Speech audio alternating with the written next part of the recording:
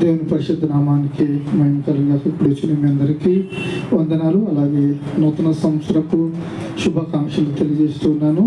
మరి దేవుడు గత కాలం అంతా మనల్ని అందరినీ కాచి తన రెక్కల కింద భద్రపరిచి మరి యొక్క నూతన వత్సరంలో మరి ఆయన సన్నిధిలోనికి మరి మనం అందరూ కనబడటానికి ప్రభు మనకు చూపిన కృపకై ఆయనకి లెక్కలేని వందనాలు చెల్లిస్తూ ఉన్నాను. మరి ఈ దినము కనుకైన ధ్యాన భాగము హబక్కుకు రాసిన గ్రంథంలో 3వ అధ్యాయం 2వ వచనం నేను చదువుతున్నాను. దయచేసి బైబిల్ ఉన్నవారు మీరు తెరుచుకొని చూసుకోవచ్చు. హబక్కుకు రాసిన గ్రంథము 3వ అధ్యాయం 2వ వచనం. యెహోవా, సంవత్సరములు జరుగుచుండగా నీ కార్యము నూతన పరచము, సంవత్సరములు జరుగుచుండగా దానిని తెలియజేయము. మరి నూతన వస్త్రంలో మనం అందరం అడుగుపెట్టి ఉన్నాం. మరి ఇక్కడ ప్రవక్త అయిన హబక్కుకు ఏమంటున్నాడంటే, యెహోవా సంవత్సరములు జరుగుచుండగా నీ కార్యాన్ని నూతన పరచమంటున్నాడు. సంవత్సరం జరుగుచుండగా దానిని మాకు తెలియజేయము, అంటే నువ్వు చేసే కార్యాలను, నూతన పరిచే కార్యాలను మాకు తెలియచేయమని ఈ ప్రవక్త అయిన హబక్కుకు చెప్తూ ఉన్నాడు.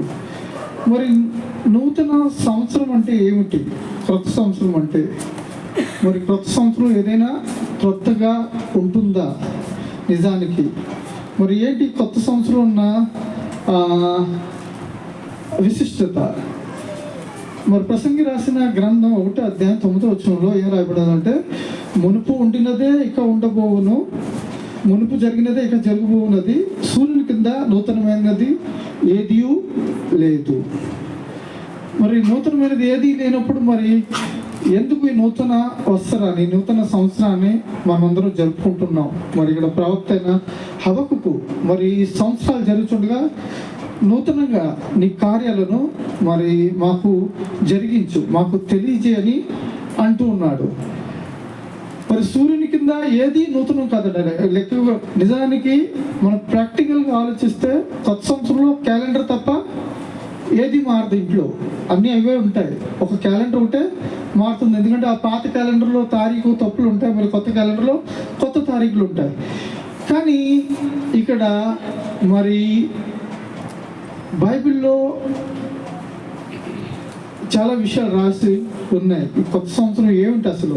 మరి ఈ భక్తుడైన హబక్కుకు దేని గురించి నూతన పరచమంటున్నాడు, దేనిని అతనికి కనపరచమంటున్నాడు, బయలుపరచమంటున్నాడు అంటే, మరి ప్రతి మానవునికి 2 గమ్యస్థానాలు అన్నమాట, 2 డెస్టినేషన్స్. ఒకటేమో మరి శారీరక గమ్యస్థానం, ఒకటేమో ఆధ్యాత్మిక గమ్యస్థానం. ఒకటేమో మన శరీరానికి సంబంధించిన లక్ష్యం ఉంటుంది, ఒకటేమో మన ఆత్మకు సంబంధించిన లక్ష్యం ఉంటుంది. మరి ఈ శరీరంలో ఉన్నంత కాలం మనము ఈ శరీరంలో మనకి ఎన్నో కోరికలు ఉంటాయి, ఎన్నో ఆలోచనలు ఉంటాయి, ఎన్నో ప్రణాళికలు ఉంటాయి. మరి ఏవేవో చేయాలని, మరి మామూలుగా మరి పుట్టిన మన ప్రతి ఒక్కరం కూడా ఈ శరీరంతో మనం ఏదో చేయాలి, ఏదో సంపాదించాలి, ఏదో కూడబెట్టాలి, లేకపోతే ఏదో మనము పోగు చేసుకోవాలి అనే ఒక తాపత్రయము ప్రతి మానవుల్లో ఉంటూ ఉంది. అదేవిధంగా మరి ఆత్మ తాను అనుగ్రహించిన దేవుని వద్దకు చేరుకోవాలని ఎప్పుడు ప్రయాసపడుతుందట, అది వేదన చెందుతుందట. మరి మానవులుగా మనము ఈ లోకాన్ని విడిచి వెళ్ళినప్పుడు మనం వెళ్ళే గమ్యస్థానాలు 2 ఉంటాయి.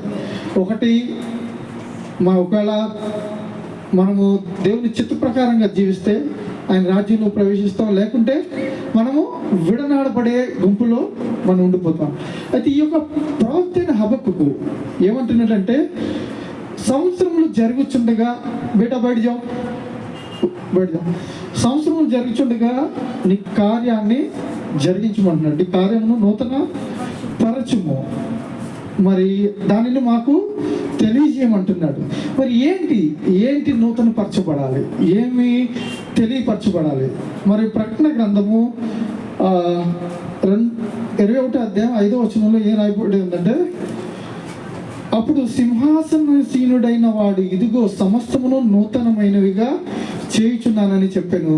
మరి ఈ మాటలు నమ్మకమును నిజమునై ఉన్నవి గనుక వ్రాయమని ఆయన నాతో చెప్పాను. సమస్తాన్ని ఆయన నూతనం చేస్తున్నాడట. సమస్తం అంటే ఏంటి? అసలు మన శరీరంలో ఏది నూతనంగా ఉండదు, కానీ మన ఆత్మలో ఒక నూతన క్రియ జరుగుతుంది. దేవుడు మన ఆత్మలో క్రియను నూతన పరచాలనుకుంటున్నాడట. మరి ఈ లోకంలో మనందరినీ సాతాను ఒక పద్మవ్యూహంలో, ఒక చక్రవ్యూహంలో పెట్టేశాడు. ఏంటంటే దాని నుండి మనం బయటికి వెళ్ళకపోతుంది. ఎంతసేపు మనం తెల్లారు లేస్తే ఏం తినాలి, ఏం త్రాగాలి, ఏమికి ధరించాలి, ఏమి కట్టుకోవాలి, లేకపోతే ఏమి సంపాదించాలి, ఏం చేయాలి అని ఈ గందరగోళంలోనే మన జీవితం అంతా కూడా మనం వెలిగించేసినాం. కానీ దీని అనంతరము ఈ దేహాన్ని విడిచిన తర్వాత ఒక నూతనమైన లోకం ఉంది. ఆయన మన కొరకు తన రాజ్యాన్ని సిద్ధపరచడం. మరి దాని కొరకు ఎంతమంది సిద్ధపడి ఉన్నాం? మరి మానవులైన మనం అందరం కూడా మరి శరీరంలో ఉన్నప్పుడు చాలాసార్లు మనకి ఆత్మీయ విషయాలు అర్థం కావు. మరి మనలను ఎందుకు ఈ శరీరంలో దేవుడు పెట్టాడు? మరి ఒక నావ, ఒక పడవ ఎంత చిన్నదైనా, లేకపోతే ఒక వాడ ఎంత పెద్దదైనా, అది సముద్రంలో ఉన్నంతసేపు దాని లోపలికి ఎప్పటి వరకు అయితే నీళ్లు వెళ్ళవో అప్పటి వరకు అది మొలగదు. ఏ క్షణమైతే దాంట్లో నీళ్లు ప్రవేశిస్తాయో అది ఎంత పెద్ద వాడ కానీ, ఎంత చిన్న నావ కానీ అది మునిగిపోతుంది. ఇంకా అది గమ్యస్థానానికి చేరుకోలేదు. మనల్ని ఈ లోకంలో దేవుడు ఉంచాడు, కానీ లోకం మనలో ఉండకూడదట. మరి ఆనాడు ఇశ్రాయేలు ఐగుప్తులు ఉన్నారు, కానీ ఐగుప్తు వారిలో ఉండకుండా వారు ఒక ప్రత్యేకించబడిన జనాంగంగా వారు తమ జీవితాలను, తమ మరి బ్రతుకులను కట్టుకున్నారట. మరి ఐగుప్తులో వారి కట్టుబాట్లు ఏంటి? ఎందుకంటే మోషే పుట్టినప్పుడు మరి మోషేని మరి ఆ నైలు నదిలో నుండి ఆ జమ్ము పెట్టి నుండి తీసినప్పుడు ఆ చిన్న బిడ్డ చూసిన వెంటనే ఆ యొక్క యువరానికి, రాజకుమార్తెకు, ఫరో కుమార్తెకు అర్థమైందంటే ఇతను ఒక హెబ్రీడ్ అని, ఒక బానిస అని అర్థమైంది. ఎందుకంటే వారికి ఉన్న ఆ పడికట్టు, వారికి ఉన్న సాంప్రదాయాలు లేక వారికి ఉన్న ఆచారాలు భిన్నమైనవి. వారు ఐగుప్తుతో పాటు వారు కలిసిపోలేదు. ఈ దినాన మనం కూడా ఈ లోకంలో ఉండొచ్చు, ఈ సమాజంలో ఉండొచ్చు, మరి రంగుల ప్రపంచంలో మనం వాటితో ఒకటి కాకుండా ప్రత్యేకించాడు ప్రభు మనలను. ఆయన ముద్రించుకున్నాడు మనను, ఆయన ప్రత్యేకపరిచాడు. ఆయన కొరకు మనము మరి ప్రత్యేకమైన జీవితాన్ని జీవించాలట. మరి మనము లోకముతో సహవాసం చేయకూడదు. సహవాసం చేయకూడదు అంటే మాట్లాడొద్దని కాదు, కానీ వారిని మనము కన్విన్స్ చేయగలగాలి, కానీ వారు మనలను కన్విన్స్ చేయకూడదు. మరి ఒకవేళ లోకం మనల్ని కన్విన్స్ చేయగలుగుతుందంటే మనం ప్రభువులో లేమని మనము గుర్తెరగాలి.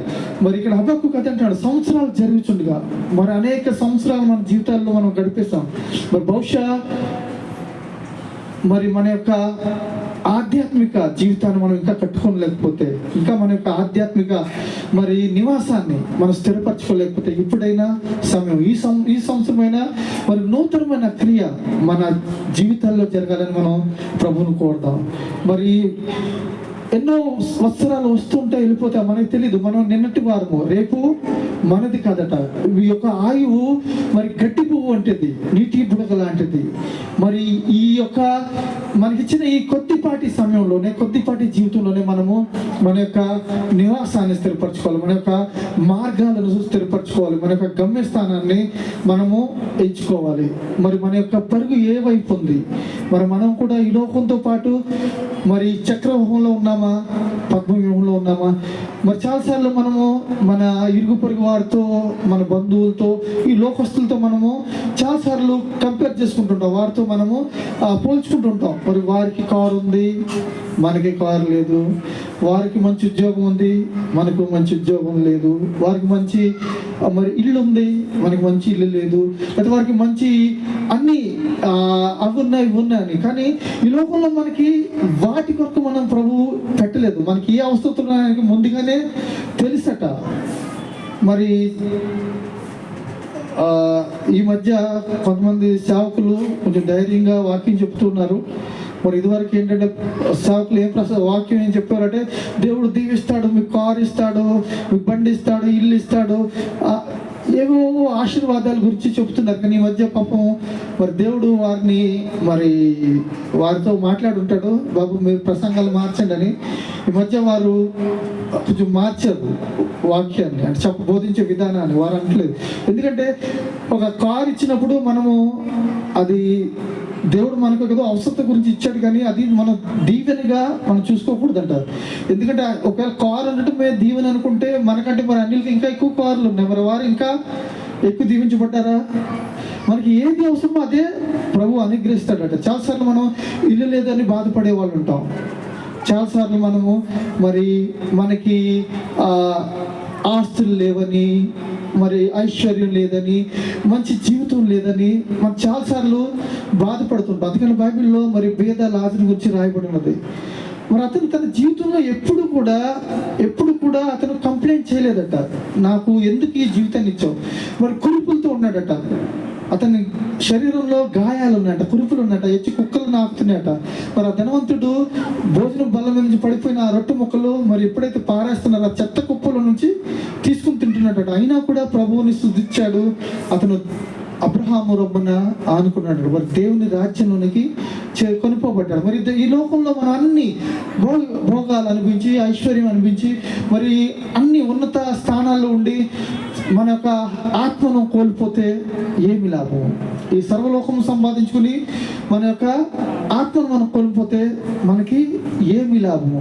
ఈ దినాన్న నూతన సంవత్సరంలో మనకి కావాల్సిన దీవెనలు, ఆశీర్వాదాలు ఏంటంటే ఈ లోకానికి సంబంధించినవి కాదు.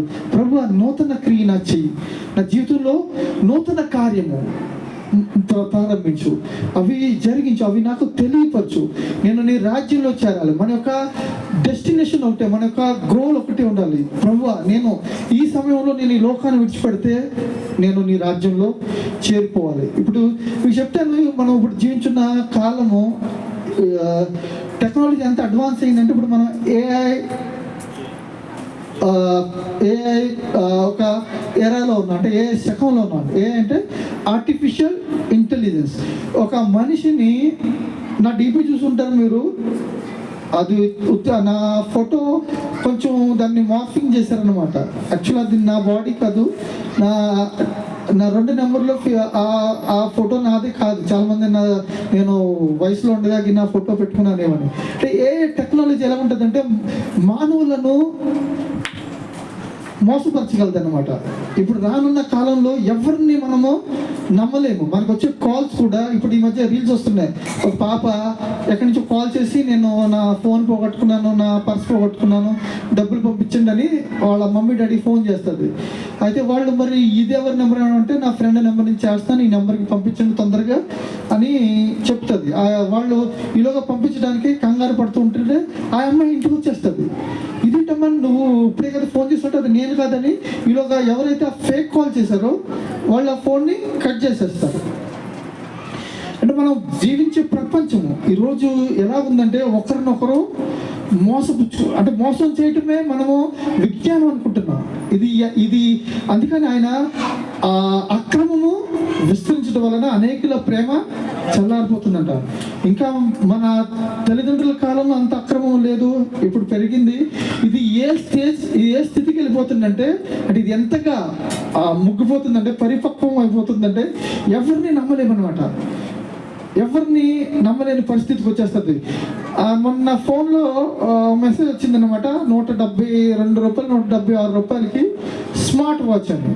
సర్లే, అదే డూప్లికేట్ ఇచ్చిన 176 రూపాయలకి ఏం పొద్దని నేను దాన్ని క్లిక్ చేశాను, డబ్బులు కట్టాను. మళ్ళీ నాకు అది కన్ఫర్మేషన్ రాలేదని మళ్ళీ 2సార్లు క్లిక్ చేశాను. 2సార్లు డబ్బులు కట్ అయిపోయాయి. నా అడ్రస్ అన్నీ పెట్టాను, ఏమి లేదు. అదేంటంటే అది ఫేస్బుక్లో ఫ్రాడ్ అన్నమాట. అదేంటంటే మన డబ్బులు తినేయటానికి. 170 రూపాయలు ఎక్కువ కాదు, కానీ ఏంటంటే ఇటువంటి మార్కెటింగ్ చాలా జరుగుతుంది. ఈ మధ్య నేను ఒక రీల్ చూశాను, షాకింగ్ ఏంటంటే, స్టాక్ మార్కెట్లో మనం 1 కోటి రూపాయలు వేస్తే, ఈ రోజున ఒకవేళ మన దగ్గర డబ్బులు 1 కోటి రూపాయలు వేస్తే దాంట్లో ఒక SWP అని ఒక స్కీమ్ ఉందన్నమాట. అంటే మనకి ఆ 1 కోటి రూపాయల నుంచి నెలకి కానీ, 3 నెలలకు కానీ, 6 నెలలకు కానీ, సంవత్సరానికి కానీ మనకి అవసరం అప్పుడు, అంటే దానికి ఒక మ్యాండేట్ ఇవ్వాలన్నమాట. నాకు నెలకి ₹1,00,000 కావాలని. అయితే ఆ ₹1,00,00,000 ఇంకా డబ్బులు తయారు చేస్తుంటుంది. మీకు ₹1,00,00,000 తగ్గవు, మీకు వచ్చిన వడ్డీలో లేదా ఆ యొక్క ఇన్వెస్ట్మెంట్కి వచ్చిన డివిడెండ్ కానీ బోనస్ కానీ అవి వాటిలో వచ్చి మీకు లక్ష ప్రతి నెల తీసేసుకోవచ్చంట. ఆ డబ్బులు అలాగే ఉంటాయి, ఇంకా అవి కూడా పెరుగుతూ ఉంటాయంట. మీరు ఎన్ని సంవత్సరాలు కూడా అవి తీసుకోవచ్చట. ఇదేదో బాగుంది, మరి మనకు కూడా ఎక్కడైనా ₹1,00,00,000 దొరికితే ఇంక సెటిల్ అయిపోవచ్చు. నెలకు ₹1,00,000 వస్తే ఇంక పని చేసుకోవాల్సిన అవసరం ఉంది. శుభ్రంగా కూర్చుని మన డబ్బులు మనకు వస్తుంటాయి, మనం కాలక్షేపం చేసుకోవచ్చు కదా అని ఒక ఆలోచన వచ్చింది నాకు. అందుకే నా దగ్గర ₹1,00,00,000 లేవు, ఇది మీకు అర్థమయ్యేలా చెప్తున్నా. అయితే తర్వాత నాకు వేరే రీల్ వచ్చింది. అదేంటంటే ఒక మనిషి, ఒక వ్యక్తి, నిజంగా జరిగిన సంఘటనలు చెప్తున్నాను నేను మీకు, మిమ్మల్ని భయపెట్టడానికి కాదు. ఆయన ఏదో వ్యాపారం ఉందంట, ఒక బిజినెస్ ఉంది, దాంట్లోంచి డబ్బులు తీసి కొంచెం కొంచెం స్టాక్ మార్కెట్లో వేసాడట. ఇది డబ్బులు ఏదో ఫస్ట్లో కొంచెం పెర్ఫామ్ చేసే ఆ షేర్స్, ఆ స్టాక్స్ ఇదేదో బాగుంది, మ్యూచువల్ ఫండ్లు వేసాడు, ఎస్ఐపి ఇంకే ఉన్నాయి కదా, ఇవన్నీ వేస్తూ ఉన్నాడు. అయితే మళ్ళీ మార్కెట్ అనేది అది స్థిరమైంది కాదనమాట, ఒకసారి పెరగవచ్చు ఒకసారి తగ్గవచ్చు, తగ్గుతుందంట. అయితే ఈయన ఎలా చేస్తాడంటే ఇందులో ఎక్కువ ఆశ కలిగిపోయి మొత్తం వ్యాపారం బంద్ చేసేసి వాళ్ళ దగ్గర వీళ్ళ దగ్గర డబ్బులు తెచ్చుకొని, అంటే అతనికి ఉన్న పలుకుబడిని బట్టి ఒక 100 కోట్లు పెట్టాడట అందులో, స్టాక్స్లో ఒక 100 కోట్లు పెడితే అతను పెట్టిన దాంట్లో చాలా తగ్గిపోయింది. అంటే పెట్టింది కొంచెం కొంచెం కొంచెం కొంచెం అంటే స్టాక్స్ పడిపోతూనే ఉన్నాయి. మీకు తెలీదు ఏ స్టాక్ ఎప్పుడు పెర్ఫామ్ చేస్తుందో, అది ఎప్పుడు పడిపోద్దో, ఏ దుకాణం ఎప్పుడు కట్టేస్తాడో ఎవరికి తెలియదు. ఇలా పెట్టుకుంటూ పోతూ చివరికి కేర్ ఆఫ్ ప్లాట్ఫామ్కి వచ్చేది. అయితే ఇచ్చిన వాళ్ళు ఏంటంటే ఇచ్చినప్పుడు వాడిని చూసి ఇచ్చారనమాట, వీడికి బిజినెస్ ఉంది ఇచ్చేస్తాడు కదా, ఎక్కడికి వెళ్తాడని. ఇప్పుడు వాడిని ఈడ్చి తన్నా కూడా పావలా రాదు. ఇది ఒక జూద ప్రపంచంలో మనం జీవిస్తున్నాం. ఈ రోజుల్లో వాళ్ళు చెప్పారనమాట, మోతీలాల్ ఓస్వాల్ అని ఒక ఇన్వెస్ట్మెంట్ వాళ్ళ అడ్వైజర్స్ అనమాట, వాళ్ళు చెప్తారనమాట, మనం వెళ్ళి వాళ్ళకి ఒక చేతిలో ₹1,00,00,000 పెట్టమంటే వాళ్ళు అక్కడ డబ్బులు పెడతారు. అవి చాలా వరకు లాభమే వస్తుంది, నష్టం కలగదు. కానీ అంత పెద్ద కంపెనీ వెనకాల స్టోరీ ఏంటంటే, వాళ్ళ కంపెనీ దేని మీద రన్ అవుతుందంటే ఇలాగ డబ్బులు పెట్టిన వాళ్ళు ఇచ్చిన ఆ బ్రోకరేజ్ మీద వాళ్ళ కంపెనీ రన్ అవుతుందంట. వాళ్ళు బ్యాలెన్స్ షీట్ చెక్ చేస్తే వాళ్ళ ప్రాఫిట్ అండ్ లాస్ అకౌంట్లో ఈ ఇచ్చిన మేనేజ్మెంట్ ఫీజు వల్లే ఆ కంపెనీ రన్ అవుతుందంట. ఇప్పుడు ఒకవేళ నిజానికి నేను ఒక చోట పెట్టుబడి పెడితే దానివల్ల బోల్డ్ డబ్బులు నేను సంపాదించగలిగితే నేనే పెట్టుకుంటాను కదా, వాళ్ళని అడిగి వాళ్ళ తెచ్చుకుని వాళ్ళు పెట్టండి మీరు పెట్టండి అని ఎవరు ఉచిత సలహాలు ఎవరు, ఎందుకంటే లాభాలనే మనకే కావాలి. మనం చాలా స్వార్థపరపు అయిపోతాం ఆ సమయాన్ని. కానీ ఈ యొక్క పెద్ద అడ్వైజరీ మరి కంపెనీస్ ఏం చేస్తున్నాయంటే, కార్పొరేట్ కంపెనీస్ పెద్దది ఈ చాలా మందికి అడ్వైజ్ చేస్తున్నాయి అనమాట. ఇందుకే అడ్వైజ్ చేయటం వీళ్ళ మంచి వరకు కాదు, వీళ్ళు ఇచ్చే ఆ మేనేజ్మెంట్ ఫీజు, ఆ బ్రోకరేజ్ వల్ల వాళ్ళ కంపెనీలు రన్ అవుతున్నాయి. మరి చాలాసార్లు మనము ఈ లోకము శాశ్వతము, ఈ లోకము స్థిరం అని మనము చాలా ఆశలు పెట్టుకుని ఉన్నాం. ప్రతి ఒక్కరు మరి మనకి ఊర్లో ఇదివరకు అగ్రి గోల్డ్ అని ఉంది, ఏవేవో పెద్ద పెద్ద కంపెనీలు ఎత్తేసారు, చిట్ ఫండ్ కంపెనీలు అవన్నీ. చాలా పేదలు వారు సంపాదించుకున్న ఒక పైసా కూడగొట్టి అందులో పెట్టుకుని ఏదో భవిష్యత్తులో డబ్బులు సంపాదించుకోవచ్చని ఒక భ్రమలో వారు ఒక చక్ర వ్యూహంలో పద్మవ్యూహంలో పడిపోయి తమ డబ్బును వృధా చేసేస్తున్నారు. నేను చెప్పే తాత్పర్యం ఏంటంటే, ఈ లోకంలో ఏది శాశ్వతం కాదు. ఈ లోకంలో దొంగలు ఉన్నారట, చిమ్మెట్లు ఉన్నాయట, మరి ఎవరు ఎప్పుడు దోచుకుంటారో తెలీదు. కానీ ఈ క్షయమైపోయే ఈ లోకం వెనుక మనం పరిగెట్టద్దు. అక్షయమైన నివాస స్థలం మన కొరకు ఉందట. మన కొరకు ఒక గృహాన్ని నిర్మించాడట, మన కొరకు ఒక భవనాన్ని నిర్మించాడు. మన పునాదులు గల పట్టణానికి చేరుకోవడానికి మనం ఈ దినాన్ని నుండి ప్రయత్నించాలి. మరి చాలాసార్లు మనము ఏమనుకుంటూ ఉంటామంటే, మనకి ఆ యొక్క అదృశ్యమైనవి కనపడవట, దృశ్యమైన వాటినే చూస్తూ ఉంటాం. చాలాసార్లు మనము లోకం మీద ఫోకస్ అయి ఉంటాం. చాలాసార్లు ఎక్కడ డబ్బులు దొరుకుతాయి, ఎక్కడ సంపాదించవచ్చు, మనము ఎలాగా తెలివితేటలు ఉపయోగించవచ్చు, మన విద్యను ఉపయోగించవచ్చు అని ఈ యొక్క ఒక సాతాను ఒక చక్రవ్యూహంలో పెట్టేసిందట. దానిలో నుండి మనము బయటకు వెళ్ళబోతున్నాం. ఈ దినాన మనం వాక్యాన్ని నమ్మగలగాలి. ఇది స్థిరమైన లోకం కాదు, శాశ్వతం కాదు. మరొక దినాన్ని మనం ఇవన్నీ విడిచి మనం రిక్తులుగా వచ్చా రిక్తులుగా తిరిగి వెళ్ళిపోవాలి. అయితే ఆయన మనలో నూతన కార్యాలు చేయాలని కోరుతున్నాడు. సంవత్సరాలు జరుగుతుండగా మరి ఆయన కార్యాలు మనలో నూతనంగా జరగాలి. మరి మనకు ఆధ్యాత్మిక జీవితాన్ని మనం కట్టుకుందాం. మరి ఇంతవరకు మనం మన శరీరేచ్ఛల కోసం మరి ఈ యొక్క జీవితంలో మరి ఈ యొక్క శరీరం కొరకు మనం ప్రయాసపడ్డాం. మరి ఈ సంవత్సరం నుండినైనా మన ఆత్మను కట్టుకుందాం, ఆత్మను సంసిద్ధం చేసుకుందాం. నేను కొన్ని వాక్యాలు చదివి మీకు వినిపిస్తాను. కొరింథీయులకు రాసిన 2వ పత్రిక 5వ అధ్యాయం 17వ వచనంలో ఏ రాయబడిందంటే, కాగా ఎవడైనాను క్రీస్తునందు ఉన్నడలా వాడు నూతన సృష్టి, పాతవి గతించెను, ఇదిగో క్రొత్తవాయను. ఒకవేళ మనం క్రీస్తులోకి వస్తే మనము నూతన సృష్టిగా మార్చబడతామట. నూతన సంవత్సరంలో చేర్చబడటం కాదు. మరి శరీరంలో ఏ మార్పులు, సూర్యుని కింద ఏది నూతనంగా జరగదట. కానీ మన హృదయంలో నూతన క్రియను ప్రభువు చేస్తాడు. ఎవరైతే క్రీస్తునందు ఉంటాడో వాడు నూతన సృష్టి అట. వాటిలో ఉన్న పాతవన్నీ, పాత అలవాట్లు, పాత ఆలోచనలు, మరి పాత లక్షణాలు లేక పాతవి అన్నీ కూడా ఆయన తీసేస్తాడట. సమస్తాన్ని నూతనంగా చేస్తాడు. మరి నూతన వస్త్రంలో మనము మరి క్రీస్తులో మనం నూతన పరచబడదాం. మరి అలాగే యెషయా రాసిన గ్రంథము 43వ అధ్యాయం 19వ వచనంలో ఏం రాయబడినదంటే, ఇదిగో నేను ఒక నూతన క్రియ చేయుచున్నాను, ఇప్పుడే అది మలుచును, మీరు దానిలో ఆలోచింపరా. నేను అరణ్యంలో త్రోవ కలిగి చేయుచున్నాను, ఎడారిలో నదులు పారజేయుచున్నాను. దేవుడు ఒక నూతన క్రియ చేస్తున్నాడట. ఆ నూతన క్రియ ఏంటంటే ఎడారిలో నదులు పారుతాయట. ఒకవేళ మన జీవితం ఎడారిలా మరి మోడి బారిపోయినా ఆయన తన జీవజలాలు ప్రవహింపజేస్తాడట. అంటే మనల్ని ఎవరు మెచ్చుకోకపోయినా, ఎవరు మనలను ప్రేమించకపోయినా, ఎవరను మనలను పచ్చికతో ఒక ఎడారి లాంటి జీవితం మనం కలిగి ఉన్నా కూడా మనలో నుండి ఆయన నదులను ప్రవహింపజేస్తాడట. మరి దినం నుండి మీరు మీ యొక్క ఆత్మీయ జీవితాన్ని కట్టుకున్నప్పుడు మీరు దేవుని చేతిలో మీ జీవితాన్ని సమర్పిస్తే మీ జీవితాల్లో ఆయన నదులను ప్రవహింపజేయగలడట. దేవుని స్తోత్రం, హల్లెలూయా.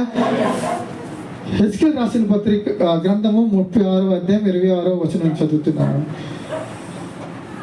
నూతన హృదయం మీకు ఇచ్చేదను, నూతన స్వభావం మీకు కలిగజేసేదను, రాతి గుండెను మీలో నుండి తీసివేసి మాంసము గుండెను మీకు ఇచ్చేదను. ఆయన మనకు నూతన హృదయాన్ని, నూతన స్వభావాన్ని ఇస్తాడట. రాతి గుండెని తీసేస్తాడట, మాంసపు గుండెను. చాలాసార్లు మనం వాక్యాన్ని వింటాం కానీ మన హృదయాన్ని కఠోరపరుచుకుంటుంటాం.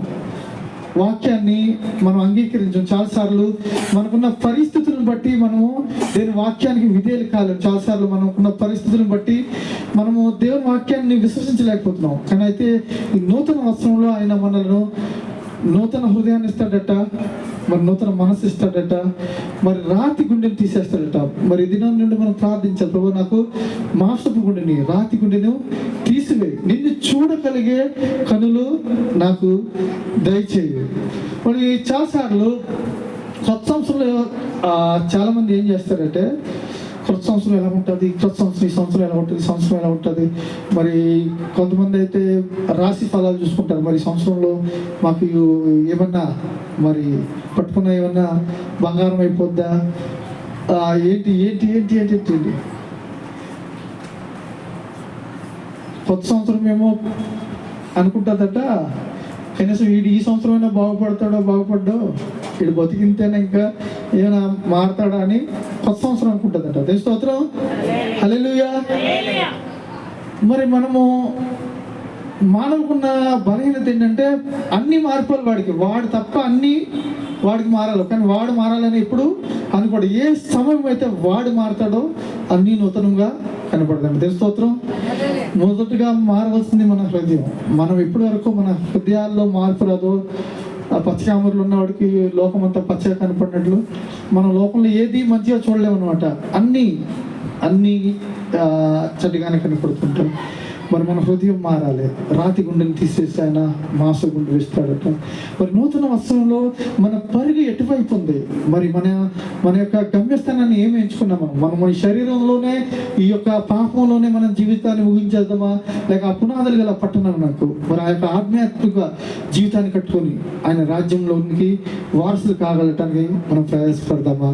మనం ఆలోచించాలి. మరి దినాన్ని ఈ నూతన వస్త్రంలో ఏమీ నూతనం కావాలి. ఎప్పటి వరకు నీ హృదయంలో పరివర్తన చెందవు, ఎప్పటి వరకు ఈ హృదయాన్ని మార్చుకొనలేవో అప్పటి వరకు మన జీవితాల్లో ఏవి నూతనంగా మార్చబడలేవు. ఈ దినాన్ని మన ప్రార్థన ఏం ఉండాలంటే, ప్రభు నన్ను మార్చు, ముందు నన్ను మార్చు. చాలాసార్లు మనం ఏంటంటే త్రాగబోతు భర్త ఉంటే భర్త మారాలని చాలా భార్యలు ప్రార్థన చేసేస్తారు పాపం. లేకపోతే కానీ మార్పు అనేది మన నుండి మొదలవ్వాలంట. మార్పు అనేది ఇంగ్లీష్లో కొటేషన్ ఏంటంటే be the change you want to see others అని. అంటే మనం ఇతరుల్లో చూడవలసిన ఆ మార్పు ముందు మనలో ఉండాలట. ఇక్కడ పొద్దున్న కూడా వాకింగ్ చెప్పేస్తున్నాడు, మీ దైవజనులను మీరు ప్రేమించాలి, బల్లలు బదలబడేస్తున్నాడు ఇంకా. మీ దైవజనులను మీరు గౌరవించాలి, ప్రార్థన చేయాలి. మరి వాడు దైవజనుడిని కోర్టులోకి ఇడతాడట, పోలీస్ స్టేషన్కి ఇడతాడట. ఆ గుండాలను తీసుకొచ్చి, ఆ రౌడీని తీసుకొచ్చి చర్చిని ఇలాగా పరిస్థితి తయారు చేసుకొచ్చి ఉంటాడట. కానీ వాడు చెప్పేది ఏంటంటే, అంటే నేను చెప్పే వాక్యం నేను ఆచరించకపోతే అది మీలో ఫలించదు. దేవుని స్తోత్రం, హల్లెలూయా. అందుకని క్రైస్తవ జీవితం మాదిరికరమైన జీవితం. యేసు ప్రభువు శిష్యులకు చెప్పలేదు, వెళ్ళి మీరు కాలు కడగండి, మీరు తగ్గించుకోండి అని. ఆయన తన శిష్యులు పాదాలు కడిగాడట. ఆయన ఒక మాదిరి చూపించాడు. వారికి ఎప్పుడు చెప్పలేదు. మన పిల్లలకి ఇప్పుడు ఇంట్లో ఆడపిల్లలు అన్నింటికంటే ఫస్ట్ అన్నం వండటం నేర్చుకుంటారంట, లేకపోతే ఇంట్లో పనులు ఎలా నేర్చుకుంటారంటే వాళ్ళ తల్లిని చూస్తారు. వాళ్ళ తల్లి ఏం చేస్తుంది, వాళ్ళకి ఎప్పుడు ట్రైనింగ్ అవసరం లేదు. ఈ ఇంట్లో హౌస్ హోల్డ్ పనులకి పిల్లలకి ఎప్పుడు ఏ తల్లి అమ్మ ఎలాగా ఇలాగా ఇది దీన్ని స్క్రబ్బర్ అంటారు, ఇదేమో విమ్ బార్ అంటారు, ఇందులో ఇలా ఉంచాలి, ఇలా తీసుకోవాలి, ఇలాగా తోమాలి, బాసనలు ఇట్లా గడగాల, నీళ్ళు పోయాలా, ఎవరు చెప్పరు. అవి చూసిన తర్వాత వాళ్ళే పిల్లలు నేర్చేసుకుంటారు. మనము మన బిడ్డలకు మాదిరిగా ఉండాలి. ఆ మాదిరి మనం చెప్తే కాదు, మనం చేస్తే వాళ్ళు మన యొక్క అడుగు జాడల్లో నడిచేస్తారు.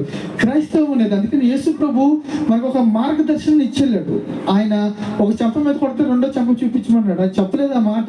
ఆయన సిలువ మీద ఆయనను హేళన చేసిన వారిని, గేలి చేసిన వారిని, ఆయన ముఖం మీద ఉమ్ము వేసిన వారిని, మరి బట్ట కప్పి గుద్దిన వారిని కూడా అంటున్నాడు, తండ్రి వీరేం చేస్తున్నారో వీరు ఎరుగరు, వీరిని క్షమించమని. మరి క్రైస్తవం ఏంటి? ఒక మాదిరి. దినాన్ని మనము ప్రాక్టీస్ చేయాలి. చాలాసార్లు ఏంటంటే మనం వాక్యాలు వింటూనే ఉంటాం, వినటానికి చాలా బాగుంటాయి, చెప్పడానికి ఇంకా బాగుంటుంది, కానీ ఆచరించడానికి మట్టుకే చాలా కష్టంగా ఉంటుంది. మరి ఈ నూతన వస్త్రంలో మీకు 3 విషయాలు చెప్పి నేను ముగిస్తాను. మరి దేవుడు 3 విషయాలు చెప్తున్నాడు. మొదటిది ఏంటంటే ఆయన మనకి వాగ్దానం చేశాడట. మనకి వాగ్దానం చేశాడు, మీకు ఒక నూతన ఫ్రీ చేస్తానని. రెండవది ఆయన వాగ్దానం చేసిన మనను తయారు కూడా చేస్తాడట. ఎప్పుడైతే మనం ఆయన వాగ్దానాన్ని విశ్వసిస్తామో, అంగీకరిస్తామో, మనల్ని ఆయన సిద్ధపరుస్తాడు నూతనంగా మార్చడానికి. మరి ఎవరైతే నూతనంగా మార్చబడతారో వారిని ఆయన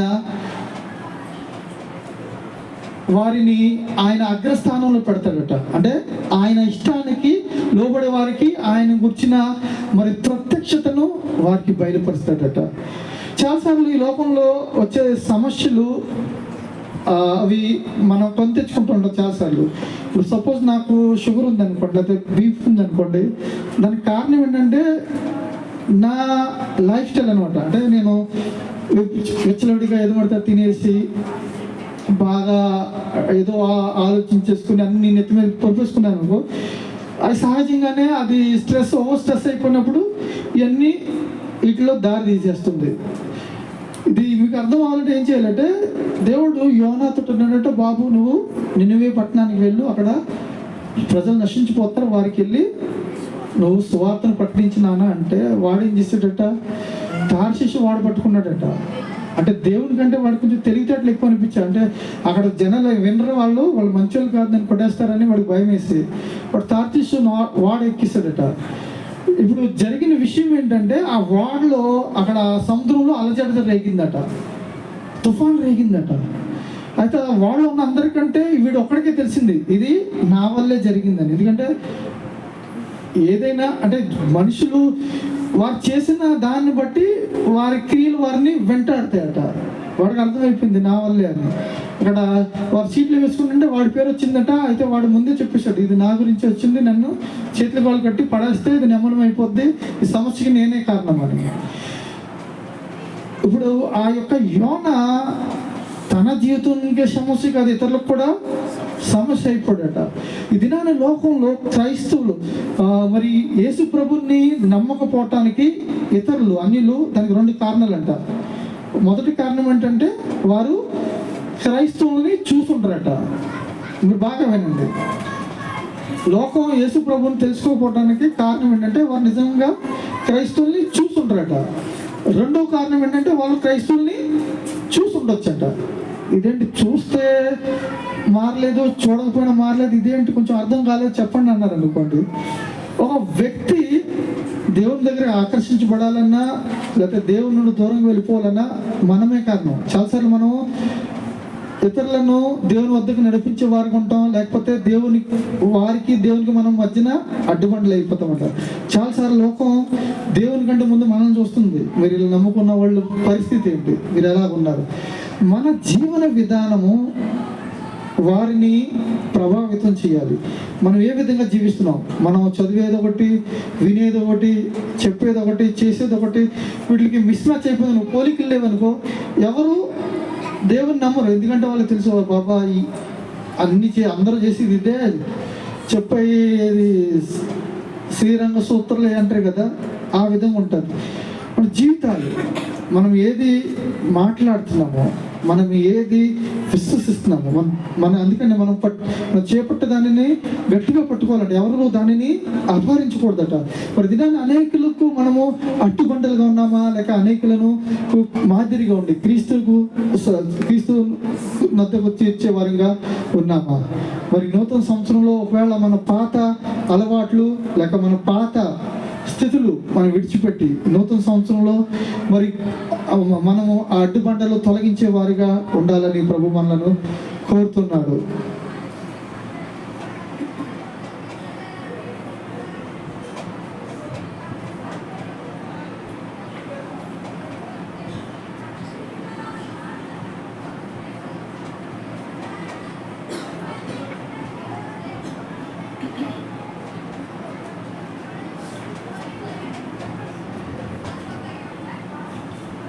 మరి నూతన సంవత్సరంలో మనకి సందేశం ఏంటంటే దేవుడు మనకి నూతన హృదయాన్ని ఇస్తాడు, ఒక నూతన కార్యాన్ని ఆయన చేయాలని ఇష్టపడుతున్నాడు. మరి ఎంతమంది అయితే మరి ఆ యొక్క నూతన హృదయాన్ని కోరుకుంటున్నారు, మరొక నూతన జీవితాన్ని. చాలాసార్లు మరి ఈ లోకంలో ఈ యొక్క చక్రవ్యూహంలో పద్మవ్యూహంలో ఉన్న మనము దాని నుండి బయటికి వెళ్ళాలి. మరి ఈ లోకం శాశ్వతం కాదు, మనం ఎంతకాలము ఈ లోకంలో ఉంటామో మనకి తెలియదు. కానీ మన కొరకు మనము బ్రతికి ఉండగానే, జీవంతో ఉండగానే మరి మన కొరకు ఆయన రాజ్యంలో మన యొక్క నివాస స్థలాన్ని మనం సిద్ధపరచుకుందాం. ఆయన రాజ్యాన్ని కొరకు ఆ నీతిని వెతుకుతాం, ఆ రాజ్యంలో చేరటకు. మరి ఇదే సమయము. మనం చనిపోయిన తర్వాత మన ఇంటి వారు మన కోసం ఏదో మెమోరియల్ సర్వీసులు పెట్టి, ఏదో ఆదరణ కొడుకులు పెట్టి, పాస్టర్లు మాకు చాలా ఇబ్బందికరమైన పనులు ఏంటంటే తాగుబోతు చచ్చిపోయినా కూడా మేమేం చెప్పాలంటే ఆ చనిపోయిన ఆ యొక్క కృతజ్ఞత కూడికి వెళ్ళి చాలా మంచివాడు, మా సంఘ పెద్దండి, ఈయన చచ్చి మానేవాడు కాదు, వాడు ఎంత తాగుబోతైనా కూడా వాడి గురించి మంచి చెప్పాలి.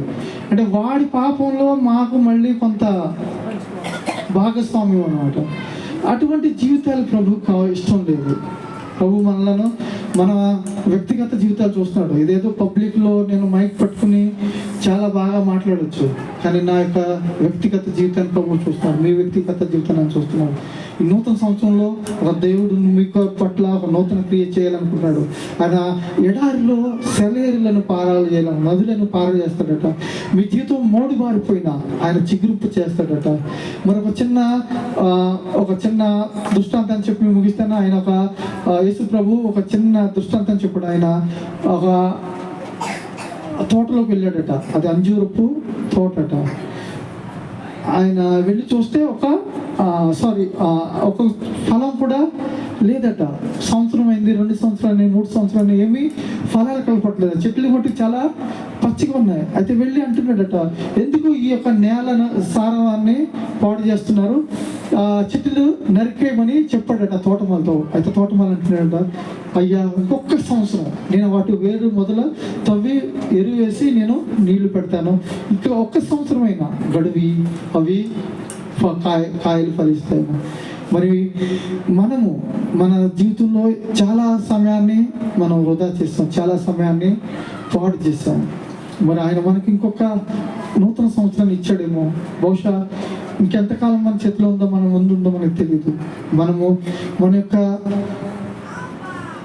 యొక్క జీవితాలను కట్టుకుందాం, ఆధ్యాత్మిక జీవితాన్ని కట్టుకుందాం. శరీరం కోసం ఎన్నో చేస్తాం మనం. ఈ శరీరం అయిపోయే శరీరాన్ని ఒక దినాన్ని విడిచిపెట్టి వెళ్ళిపోయి ఈ శరీరం కోసం ఎన్నో సమకూర్చేస్తాం, ఏవేవో చేయాలనుకున్నాం. కానీ మనకు ఆత్మ కొరకు మనం ఏం చేస్తున్నాం? ఈ ఆత్మ ప్రభు అనుగ్రహించిన ఆత్మ ఆయన వద్దకు మరలా చేరాలట. ఆయన సింహాసనం వద్ద వెళ్ళినప్పుడు మరి మంచి దాసుడు అని పిలిపించుకుంటామా, లేక నువ్వెవరో నాకు తెలియదు, అక్రమం చేయవారు అతని నుండి తొలగిపోడి అని మాట మనం వింటామా? అది చాలా దౌర్భాగ్యం. ఈ నూతన సంవత్సరంలో మన యొక్క ఆధ్యాత్మిక జీవితాలను కట్టుకుందాం. ప్రభువు నూతన కార్యాలు చేయాలనుకుంటున్నాడు. అందరూ తల వంచినట్లయితే మీకు ఒక నిమిషం నేను ప్రార్థిస్తాను. మా ప్రియ పరలోకపు తండ్రి, నీకు స్తోత్రాలు. మరి వాక్యాన్ని విన్న నీ బిడ్డలను నీ చేతులకు సమర్పిస్తున్నాను. నీవు వారి హృదయాలను అంతరంగాలు ఎరిగి ఉన్నావు. వారిలో ఒక నూతన క్రియ చేయండి. మరి ఎంతకాలమో మేము వ్యర్థమైన వాటి వెనుక వ్యర్థమైన వాటిలో మేము సమయాన్ని గెలుపుస్తూ మమ్మల్ని క్షమించండి. ఈ నూతన సంవత్సరంలో నూతన క్రియ జరిపించండి. మా యొక్క జీవితాల్లో ఫలవంతం చేయండి. నిన్ను వెతికే వారంగా మీరు నీ రాజ్యాన్ని వెతికేవారుగా, నీ రాజ్యంలో ఒక నివాసాలను మేము కట్టుకున్నట్టు కృపను దయచేయండి. నీ రాజ్యంలో చేరుటకు మా యొక్క జీవితాలను, మా కుటుంబాలను, మా యొక్క సంఘాన్ని మరి కట్టుటకు నీ కృపను మాకు దయచేస్తారని ఈ కొద్ది విన్నపంలో నీ ప్రియ కుమారుడును మా ప్రియ రక్షకుడైన యేసుక్రీస్తు నామమున వేడుకొంచుని ప్రార్థిస్తున్నాం తండ్రి. ఆమేన్.